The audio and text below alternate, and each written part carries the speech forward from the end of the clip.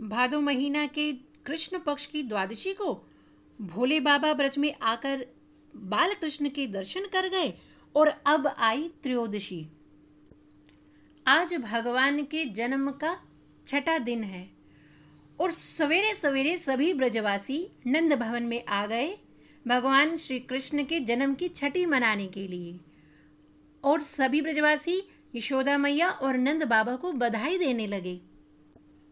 यशोदा मैया ने लाला को नहला धुलाकर बड़े ही सुंदर पीले रंग के वस्त्र धारण कराए और माथे पर चंदन का तिलक लगाया और लाला का बड़ा ही सुंदर श्रृंगार किया।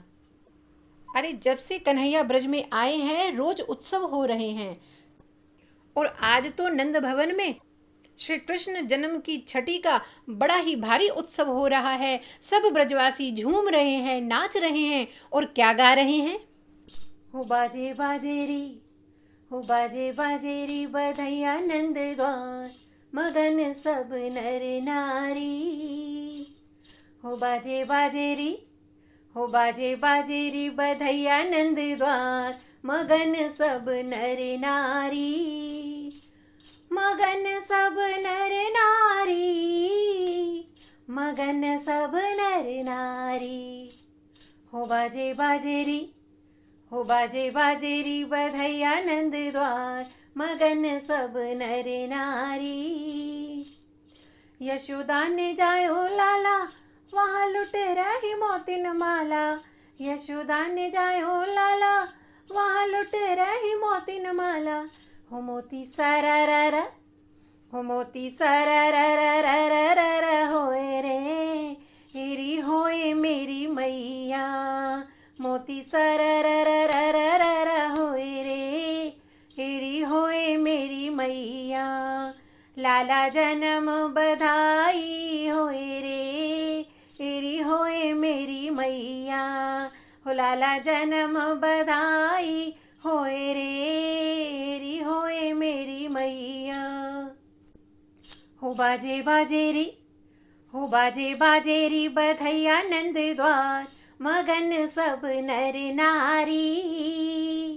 मगन सब नर नारी।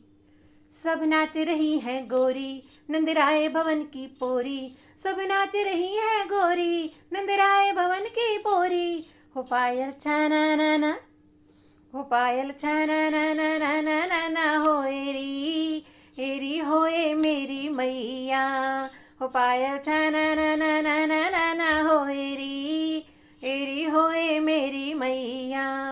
हो लाला जन्म बधाई होए री, तेरी होए मेरी मैया। लाला जन्म बधाई होए री, तेरी होए मेरी मैया। हो बाजे बाजेरी, हो बाजे बाजेरी बधैया नंद द्वार, मगन सब नर नारी। मगन सब नर नारी। कोई लड़ुआ ले लुढ़कावे, कोई बर्फी की चोट चलावे। कोई लड़ुआ ले लुढ़कावे, बर्फी की चोट चलावे। हो पापड़ पररर, हो पापड़ पररर होए री, तेरी होए मेरी मैया। हो पापड़ पररर होए री, तेरी होए मेरी मैया।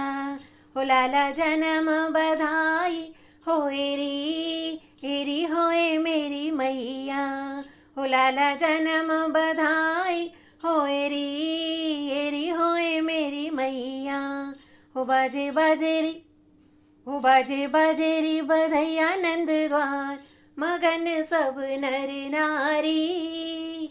मगन सब नर नारी, मगन सब नर नारी। हो बाजे बाजेरी, हो बाजे बाजेरी बधैया नंद द्वार, मगन सब नर नारी।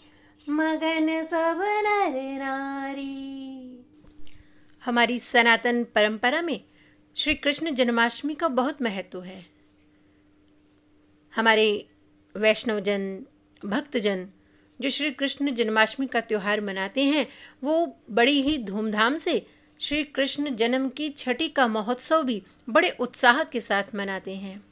इस दिन लड्डू गोपाल जी को पंचामृत से स्नान कराया जाता है और बड़े ही विधि विधान से उनकी पूजा अर्चना होती है।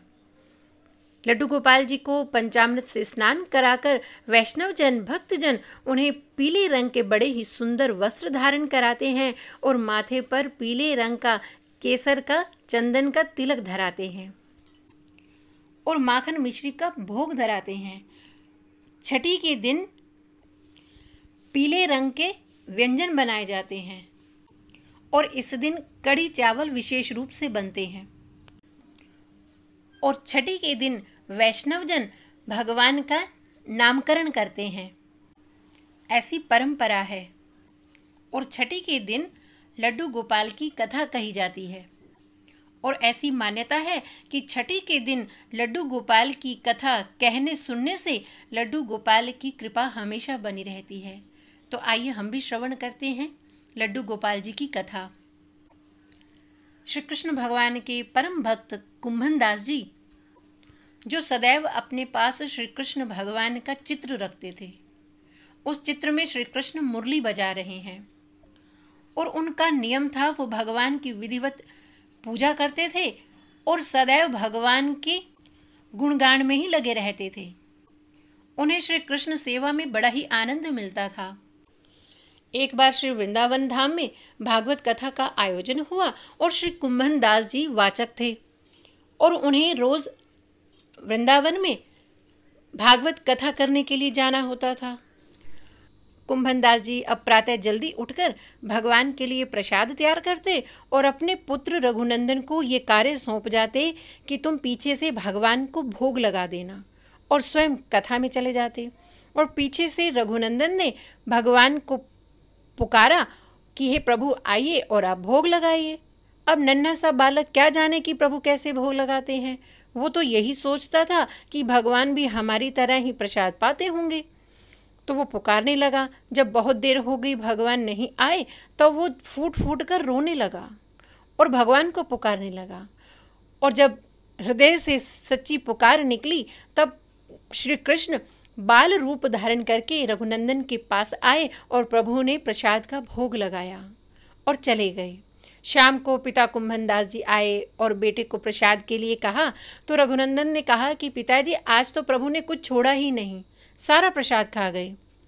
तो कुंभन दास जी को लगा कि नन्हा बालक है, इसने स्वयं ही खा लिया होगा और अब डांट से बचने के लिए इस तरह से बोल रहा है। अगले दिन फिर पिता ने सुंदर प्रसाद बनाया लड्डू का और चले गए कथा में।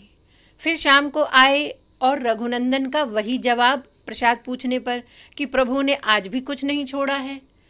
तो पिताजी विचार करने लगे कि अरे ये बालक तो अब झूठ पर झूठ बोलता जा रहा है, ये बात ठीक नहीं है। अगले दिन सुबह फिर कुंभन दास जी ने बड़ा ही सुंदर लड्डू का प्रसाद बनाया और अपने पुत्र को कहा कि तुम भगवान को भोग लगा देना। और इस बार कुंभन दास जी छिपकर सब देख रहे हैं कि आखिर मेरा पुत्र करता क्या है।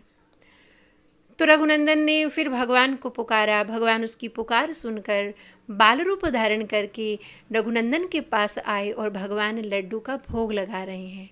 जो ही ये दृश्य देखा कुंभन दास जी ने वो प्रभु के चरणों में गिर गए और जैसे ही चरणों में गिरे उस समय भगवान के हाथ में लड्डू था और भगवान उसी रूप में स्तंभित हो गए। और तभी से उसी दिन से भगवान के इस रूप की पूजा की जाती है। बोलिए लड्डू गोपाल की जय। बोलिए कृष्ण जन्म के छठी महोत्सव की जय। बधाई हो कृष्ण जन्म छठी की बधाई हो, सब भक्तों को बधाई हो, सब संतों को बधाई हो। बोलिए बाल कृष्ण भगवान की जय।